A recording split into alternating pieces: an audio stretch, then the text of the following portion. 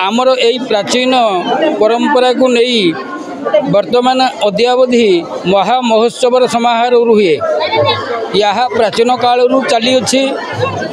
जो दिन अणा नवमी से दिन सहस्राधिक भक्त आसी पहुँचती अभ्यागत चले यार कारण हूँ अणा नवमी दिवस टी जगधात्री पूजा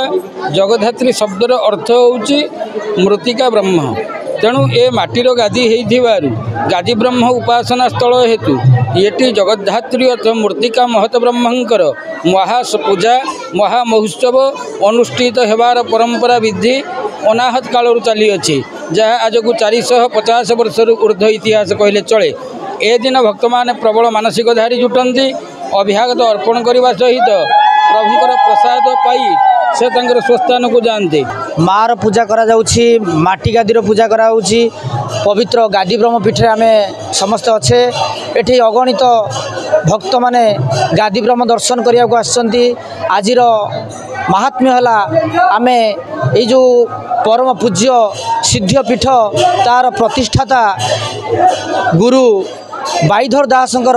माँकर तिरोधान दिवस यही दिवस रे आमे गादी ब्रह्म को दर्शन कले स्वयं जगन्नाथंकर दर्शन मिले बोली आम भावु एठी बड़ ठाकुर गादी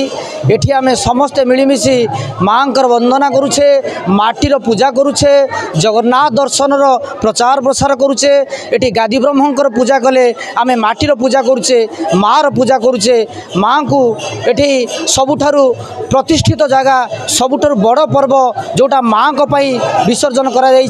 केवल तो बहुत भिड़ होती तो बहुत सुंदर बहुत लोक हो सांस्कृतिक कार्यक्रम भी हो बहुत लोक भी होती माने आम ये पादुक बुभूति नहीं माने बहुत खुशी लगुच परिवेश बहुत एंजॉय लगुच बहुत खुशी लगे किसी कहवा पूर्व आप देखिपारे ना केते लोक जाऊँगी आसुँच माने परिवार सहित मजा मस्ती कर आम गाँ को बहुत सारा लोक मैंने निजर दुख कष्ट नहीं आसी था बाबा पाखक जनवाक एवं बाबा से डाक शुणी था मोर भी गोटे मानसिक अच्छी बाबा पाखे मोर भरोसा अच्छी बाबा मोर निश्चिंत मो मानसिक को पूरण करी स्कूल टाइम रे तो आम सब स्कूल पढ़ाऊ ठाकुर पाखक आसी पारुना एवं मत ये गोटे बड़ सुजोग मिली जहाद्वारा मो भगवान पाखक आसीपारि एवं मो दुख जन पारि आज तो जेहेतु मु स्कूल जाइली 10टा रू 4टा तो जिते बड़े आसिली मत बहुत खुशी लगे जेहेतु बाबा पाखक आसबि बाबा को दर्शन करी किंतु आज भाई सबुदिन दर्शन लगे आज भाई दिन दर्शन बाबा बहुत दुर्लभ एवं मुझे आसिक प्रसाद पाइली बुभूति भी पाइली एवं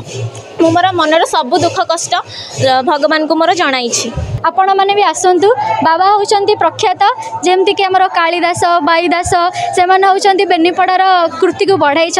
आपण मैंने भी आसतु प्रसाद से मन करूँ आपण मैंने मानसिक करके आसतु ताकि आपण मानसिक बाबा पूरण करेंगे मुझे बाहर रही पाठ पढ़ुची सबुदिन मो गाँ यहाँ किंतु मुझे सब आसी पारना आउ मानसिक करें जिते बड़े गोटे सक्सेसफुल हो लाइफ रे तो दिन ना दिन मो मानसिक पूरण हेल्ले निश्चय मठक आसबि।